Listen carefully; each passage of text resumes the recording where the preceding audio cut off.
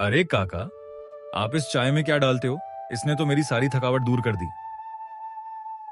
मैं तो इसमें बस वही डालता हूँ जो सभी डालते हैं। सभी लोग काका की चाय के बारे में बहुत तारीफें करते थे। एक दिन काका एक ऐसी चीज करते हैं जिसे देखकर सभी लोग दंग रह जाते हैं। अरे काका, मैंने इसे बड़े बड़े डॉक्टरों को दिखाया पर कोई भी इसे ठीक नहीं कर सका। मैंने सुना कि आपकी चाय सब बीमारियां ठीक कर देती है। कृपया मेरी भी मदद कीजिए। मैं पक्का तो नहीं कह सकता, पर कोशिश जरूर कर सकता हूँ।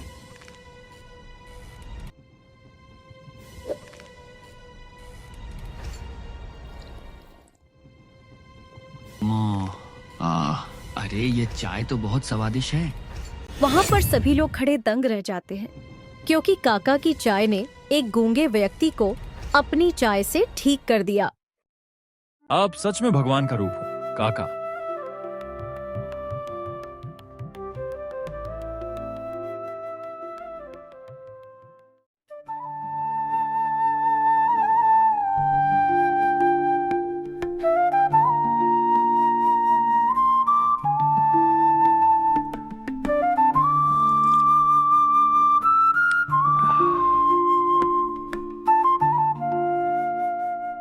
अरे भोलू, तुम ये चाय का काम क्यों करते हो? तुम पढ़ाई करके कोई अफसर भी तो बन सकते हो। अरे ये हमारा खानदानी काम है, मैं इसे नहीं छोड़ सकता। मैं एक दिन इस स्टॉल को वैसे ही चलाऊंगा जैसे मेरे दादाजी चलाया करते थे। जैसे तुम्हारी मर्जी, पर मेरी बात याद रखना। उसके दादाजी की चाय पूरे गांव में मशहूर थी, पर उसके दादाजी के जाने के बाद किसी ने भी चाय के स्टॉल को नहीं चलाया। पर भोलू अपनी खोई हुई इज्जत वापस लाना चाहता था। एक दिन वह घर की सफाई कर ही रहा होता है कि तभी उसे अपने दादाजी का पुराना ट्रंक मिलता है। अरे ये केतली तो दादाजी की लगती है, और ये दादाजी की फोटो। अरे वाह, दादाजी अपनी जिंदगी में बहुत सफल थे। मैं भी एक दिन आपके जैसा बनूंगा। ये केतली तो मेरे काम आ सकती है।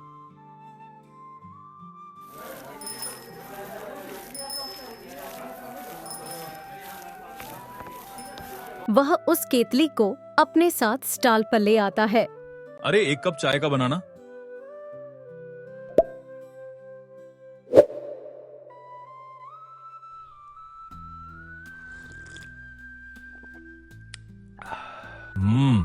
ऐसी चाय तो मैंने आज तक नहीं पी। इसने तो जैसे मेरा सारा दर्द मिटा दिया हो। इसमें क्या डाला है? मैं तो बस वही डालता हूं जो सभी डालते हैं। धीरे धीरे उसके स्टॉल पर लोग आना शुरू हो जाते हैं और कुछ ही दिनों में स्टॉल पर भीड़ जमा होनी शुरू हो जाती है। पर एक दिन भोलू के पास एक ललन नाम का लड़का आता है। वह बहुत ही चतुर और तेज किस्म का व्यक्ति होता है। अरे जरा एक चाय का कप बनाना।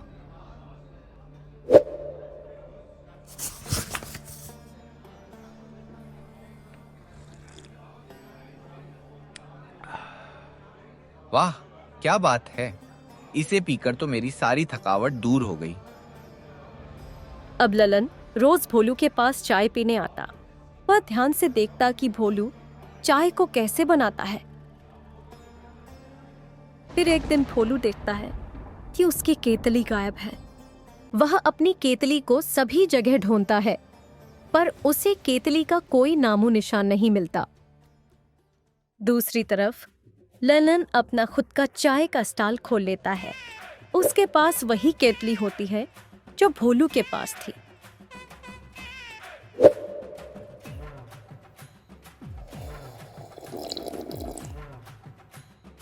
अरे यह क्या है?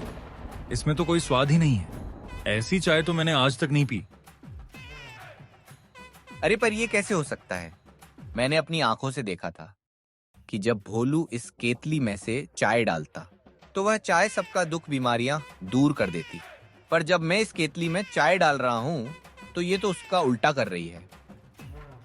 जो भी ललन की चाय पीता, उसकी दर्द बीमारी ठीक नहीं होती, बल्कि उल्टा दर्द बीमारी और बढ़ जाती, जिसकी वजह से लोग ललन को गालियां देने लगे।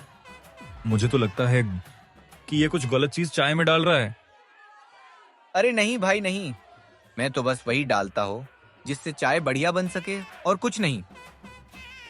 ललन उस केतली को वापस करने भोलू के पास जाता है। अरे भाई भोलू, ये लो तुम्हारी केतली।